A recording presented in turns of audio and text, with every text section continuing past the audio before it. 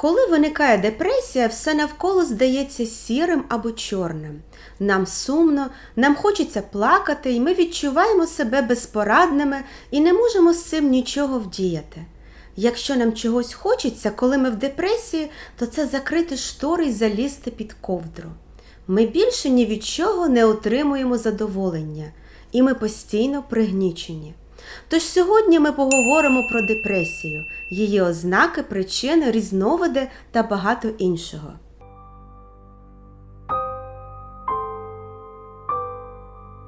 Депресію можна назвати пандемією сьогодення, тому що цей розлад дуже поширений на всіх континентах земної кулі.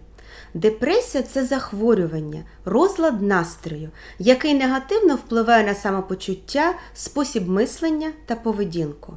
Перебуваючи в депресії, ви постійно втомлені і вам нічого не хочеться робити. Кожна людина час від часу відчуває пригнічення або втому.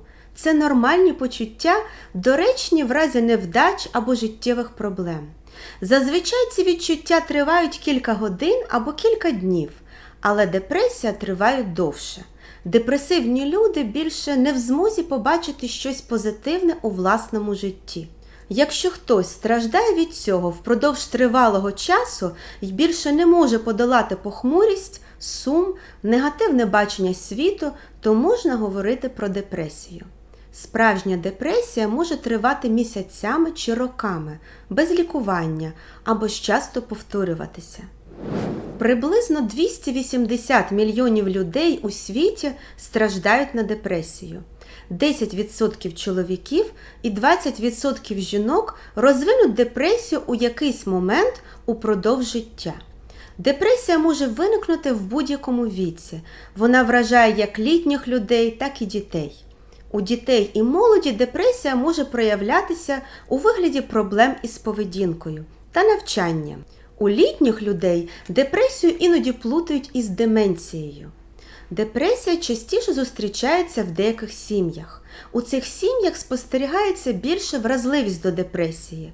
Генетичні чинники роблять людину вразливою, але це не обов'язково означає, що хтось неодмінно захворіє на депресію. Генетичні фактори частково відіграють роль приблизно в третини людей із депресією.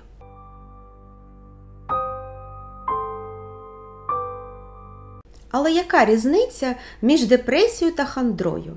Хандра, чи то пригнічений настрій, супроводжується почуттями смутку чи меланхолії. Справжня депресія має низку інших симптомів, окрім смутку. Ми говоримо про депресію, коли в наявності щонайменше 5 симптомів. Принаймні один із цих симптомів має бути основним.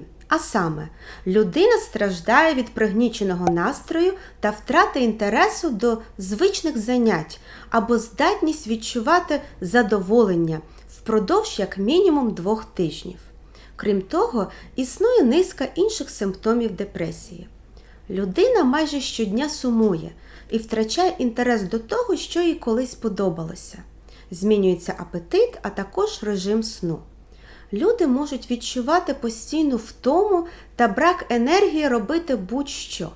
Іншими почуттями, які притаманні депресії, є дратівливість, внутрішній неспокій або почуття пригніченості та внутрішньої порожнечі. Іноді людина не помічає цих змін, але її оточення зауважує неспокій або сповільненість рухів. Люди з депресією можуть звинувачувати себе або почуватися безнадійними й нікчемними. Вони багато плачуть або хочуть плакати, але не можуть. Старі негативні спогади можуть раптово повернутися і починають суттєво впливати на щоденне життя. Люди з депресією також мають проблеми з концентрацією. Вони помічають, що мислення сповільнюється, тому приймати рішення дуже складно. Вони починають вагатися, коли приймають найпростіші рішення. Коли вони дивляться в дзеркало, вони бачать беземоційний вираз свого обличчя. Депресивна людина іноді вважає життя безглуздим, а іноді думає про смерть і навіть хоче покінчити життя самогубством. Депресії також притаманні фізичні симптоми. Наприклад, безпричинна втома або відчуття тяжкості в руках і ногах. Людям із депресією важко заснути, або вони часто прокидаються посеред ночі, або ж дуже рано і не можуть більше заснути. А інші забагато сплять.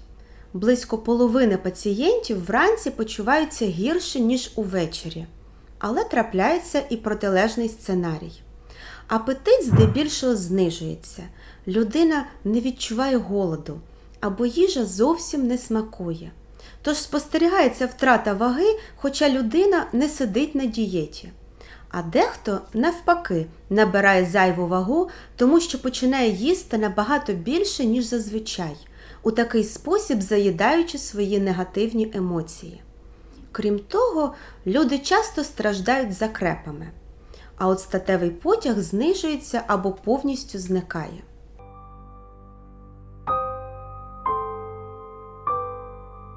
Симптоми депресії варіюються від легких до важких. Також є різні види депресії. Наприклад, депресія після пологів чи то післяпологова або постнатальна депресія. Дистемія – це легкий варіант депресії. Симптомів менше, ніж під час класичної депресії. Але ця депресія триває довше, вона продовжується не менше 2 років. Депресія також може бути складовою біполярного розладу або так званої маніакальної депресії. У людей, що страждають на цей розлад, періоди депресії чергуються з періодами аномального, радісного або дратівливого настрою. Ці зміни можуть тривати годинами, днями, тижнями чи місяцями та суттєво впливати на здатність людини виконувати повсякденні обов'язки. Біполярний розлад зазвичай починається в підлітковому віці. Іншою формою є сезонна депресія, яка з'являється щороку в одну й ту ж пору року. Наприклад, людина може страждати від зимової або літньої депресії.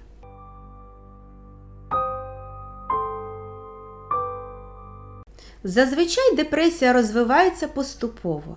У переважної меншості вона може розвинутися швидко, іноді навіть упродовж дня. Без лікування з депресії можна вийти в середньому впродовж 4-6 місяців, хоча це відбувається не завжди. Відновлення може тривати набагато довше – 1, 2 і більше років. У разі правильного лікування можна зменшити симптоми або скоротити тривалість депресії. Вживання алкоголю або наркотиків погіршує її перебіг. Депресія може виникнути один раз у житті, але приблизно в половині випадків після одужання людина знову впадає в депресію через деякий час. Після одного депресивного періоду може досить швидко виникнути наступний. Але ви також можете не мати скарг роками, перш ніж розвинеться нова депресія. Також можуть почергово виникати періоди депресії, аномальної ейфорії. У цей період людині здається, що вона може перевернути горе. Він ще називається манією і може вказувати на біполярний розлад.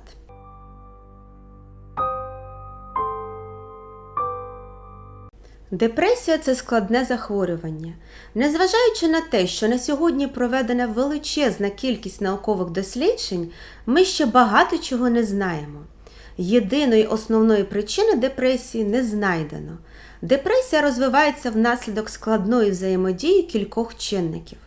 Розрізняють 3 основні причини. Перша група – це біологічні чинники. На жаль, багато людей і досі вважають, що депресія – це не справжня хвороба. Щоби позбавитись від неї, варто дістати добрячого копняка. Але депресія така ж реальна, як перелом ноги чи запалення легень. Депресія змінює структуру і біохімію мозку. Дослідження сімей, у яких є неодноразові випадки депресії, виявило, що ймовірність розвитку депресії можна частково пояснити спадковістю.